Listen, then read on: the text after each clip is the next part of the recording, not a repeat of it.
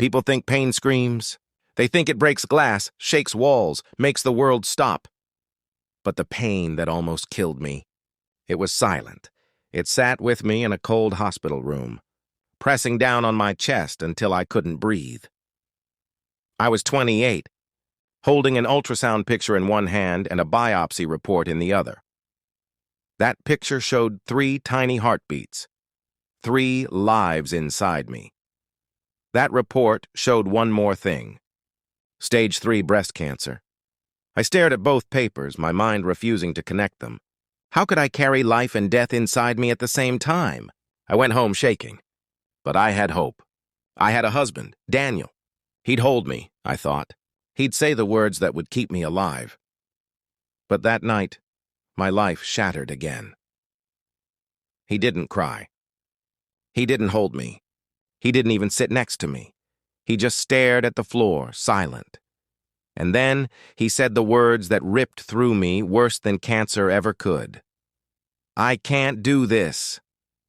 No promises. No fight. Just 4 words, and then the sound of a door closing behind him. By morning, he was gone.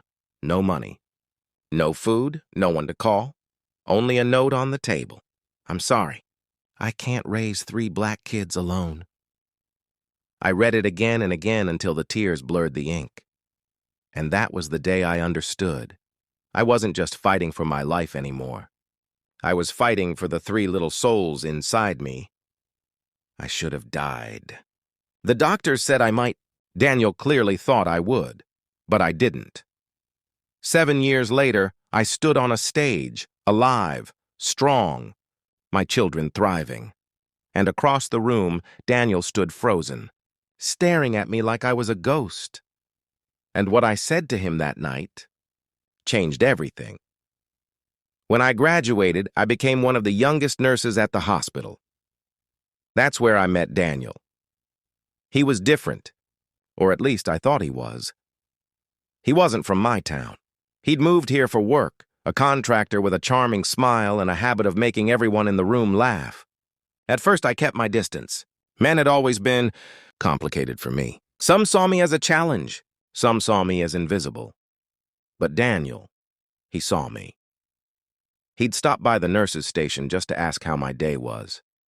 He'd bring me coffee on my long shifts. He told me I had eyes that could stop a storm. I laughed at the line, but deep down, it melted something in me. Our first date was nothing fancy, a cheap diner off the highway, but we stayed there until they turned the lights off. He listened when I talked about my dreams, my struggles, my fear of never escaping this town. And when he told me he loved me for the first time, it felt real. Of course, not everyone was happy.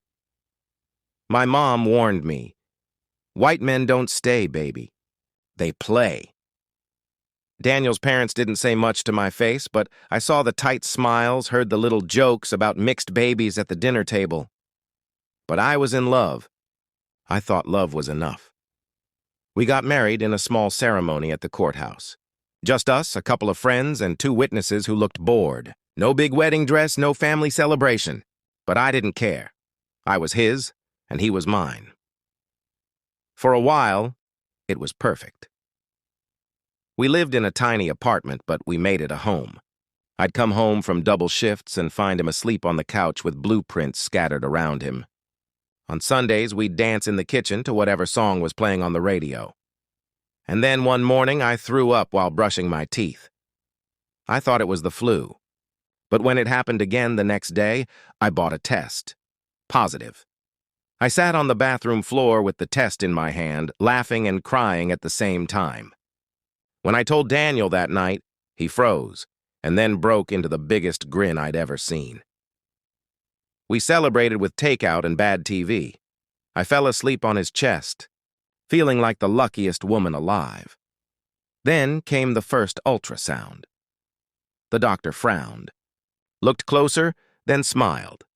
"Congratulations," she said. "You're having triplets." Triplets. Daniel laughed, loud and shocked. I burst into tears, happy tears, terrified tears, all at once. We held hands all the way home, already picking out names. And then, 3 days later, came the call that would destroy everything. The biopsy results from a lump I had checked came back. Stage 3 breast cancer. I remember the smell of the hospital room, the sound of the clock ticking, the doctor's mouth moving as she explained chemo schedules, risks, survival rates. But all I could hear was the blood rushing in my ears. When I got home that night, Daniel was sitting at the kitchen table. I told him everything, every detail. I was shaking, but deep down, I thought we'd get through this. I thought he'd pull me into his arms, say, "We'll fight this together." But he didn't move. He just stared at the floor, silent. Minutes passed. Then he said, flat and cold, "I can't do this." I thought I'd misheard him. "What do you mean?" I asked, my voice breaking. But he didn't answer. He just got up, grabbed his keys, and left. I waited all night. By sunrise, I found the note on the table. "I'm sorry. I can't raise 3 black kids. Alone." I read it until the words burned into my mind. And that was the moment I stopped being a wife. I became a warrior. The day after Daniel left, I woke up in an empty bed and stared at the ceiling for an hour, numb. Then I threw up again. A brutal reminder that 3 lives were still depending on me. I dragged myself out of bed, dressed in silence, and drove to my first chemo session. The room was cold, too bright, smelling of antiseptic and metal. I sat in a recliner that felt too big for me. The nurse tried to be kind, but I saw the pity in her eyes. She explained the drugs, the side effects, the risk to my babies. Every word felt like a nail being driven into my skull. When they inserted the IV, the burn in my veins was immediate. I tasted metal in my mouth. My stomach twisted until I thought I'd throw up. I held my belly and whispered to them, to hope, faith, and justice, "Hold on for me. Just hold on." By the end of that first session, I was shaking so hard I could barely walk to my car. And that was just the beginning. Over the next weeks, my hair started falling out in clumps. I stopped recognizing the woman in the mirror. Pale skin, hollow eyes, scarves wrapped around her bald head. But every time I thought I couldn't take one more session, I'd feel a kick inside me, and I kept going. A month later, I checked my bank account. 53. Daniel had drained everything before leaving. I sold my wedding ring at a pawn shop for just enough to cover rent and groceries for 2 weeks. After that, I took extra shifts at the hospital, cleaning, doing paperwork, anything they'd give me, even when I was too weak to stand. Some nights, I'd throw up in the staff bathroom, rinse my face, and go back to work like nothing happened. One day, my landlord showed up. "You're behind," he said. I explained my situation. Cancer, pregnancy, chemo. He just shrugged. "Look, people are complaining about the crying. I can't have drama here. You've got until the end of the month." No sympathy, no extension. I begged him, but he turned and walked away. That night, I packed up my things with tears streaming down my face. I moved into my car, a beat-up sedan with a back seat barely big enough for me, let alone 3 newborns to be. Those months broke me in ways I can't explain. I'd park near a streetlight for safety. At night, I'd curl up in the back seat, whispering to my belly that we'd be okay, even when I didn't believe it. I ate once a day, cheap gas station sandwiches, just enough to keep the babies fed. I learned how cruel strangers could be. People would glance in my car, see me curled up with a blanket, and shake their heads in disgust. Once, a woman left a pamphlet about better life choices on my windshield. I wanted to scream, but I didn't. I just kept breathing. One night, it rained so hard the car roof leaked. I woke up shivering, soaked, my stomach cramping. For the first time, I thought about ending it all. I drove to a bridge and sat there, engine running, staring at the water below. And then I felt it, a tiny hand or foot pressing against my stomach, hard, hope, or faith, or justice. I don't know which one saved me that night, but it was enough. I turned the car around and drove back. I wasn't going to let Daniel win. I wasn't going to let cancer win. 6 months later, my body gave out. I collapsed at work and woke up in a hospital bed. The doctor told me it was time. The babies had to come early. The delivery room felt like a war zone, beeping monitors, nurses shouting, the smell of antiseptic everywhere. The pain was blinding, worse than anything chemo had done to me. At one point, everything went dark. I heard a doctor say, "We're losing her." But then I heard it, the sound of 3 tiny cries. And somehow, I came back. When they placed my babies in my arms, tiny, fragile, wrapped in blankets, I cried harder than I ever had in my life. I named them one by A. 1. Hope, faith, justice. Because that's what kept me alive. Life didn't magically get easier after that. I worked every job I could find, cleaning houses, babysitting, running errands, anything to keep food on the table. There were nights I went to bed hungry so they could eat. There were mornings I broke down in the shower so they wouldn't see me cry. But little by little, things got better. I found a small apartment through a charity program. I got a better job at a clinic. My babies grew stronger. Their first steps, their first words, each one felt like a miracle. I never told them about their father, because they didn't need to know that someone thought they weren't worth staying for. 3 years later, I thought I'd buried Daniel in my past. Life was still hard, but I had carved out a world for myself and my babies. I had survived until that day. I had just finished my shift at the clinic. My hair had grown back. My body was still scarred, but I stood straighter now.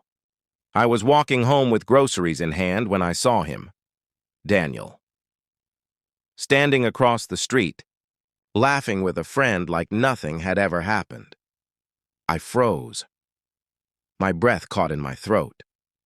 My heart pounded so loud I could hear it in my ears.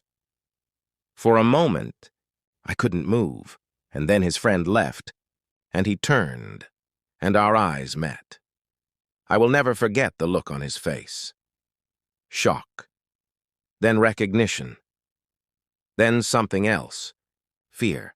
He started walking toward me. My legs felt like they were made of stone, but I didn't move. When he got close enough, he opened his mouth as if to say something. But I spoke first. "You left me to die." The words sliced through the air like a knife. He flinched. He started, but I raised my hand. "No, you don't get to explain." I could feel the years of pain bubbling up, threatening to spill out. I carried 3 lives inside me while poison ran through my veins. I slept in a car while you were probably eating at fancy restaurants. I begged strangers for food while you drained our account and vanished. People on the street were slowing down, staring, but I didn't care. You didn't just leave me, you left them. I could feel tears burning my eyes, but I didn't let them fall. You have no idea what I went through to keep them alive. No idea what it took to bring them into this world. He looked at me then, really looked, and I saw something crack in his face. Regret, guilt, maybe even shame. "I want to see them," he said quietly. I almost laughed. "See them?" I stepped closer until we were face to face. "You don't even deserve to know their names." For a moment, there was silence. The whole street felt like it was holding its breath. I took a deep breath and said the words that had been sitting in my chest for years. "You buried us the day you walked out, and we came back stronger, without you." I turned and walked away before he could say another word. Every step felt like reclaiming a piece of myself that he had stolen. When I reached home, I opened the door and saw my babies playing on the floor. Hope looked up at me and smiled. the exact same smile Daniel used to have. For a moment, my chest ached, but then I knelt down, kissed each of them on the forehead, and whispered, "You are enough. We are enough." That night I sat by the window and cried, not out of pain this time, but out of release. Because for the first time, I wasn't scared anymore. Daniel could live with his regret, but we were going to live free. The next morning, the world felt different. The air was crisper, the light a little brighter. For years, I had carried Daniel like a ghost on my back. Even when I wasn't thinking about him, he was there. In every late-night fear, in every panicked thought about bills, in every moment, I doubted whether I could do this alone. But after last night, the ghost was gone. He wasn't my nightmare anymore.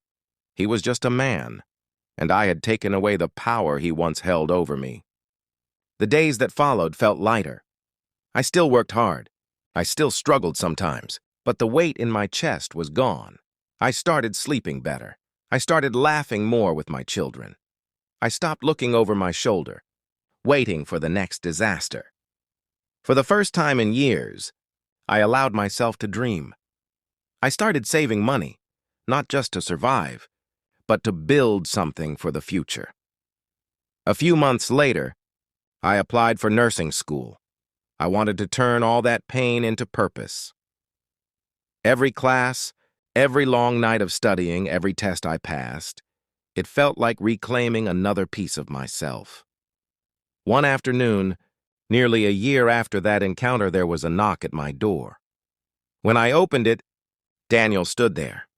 He looked smaller, older. There were lines on his face I didn't remember. "I just wanted to see them," he said quietly. "From a distance. I won't bother you again."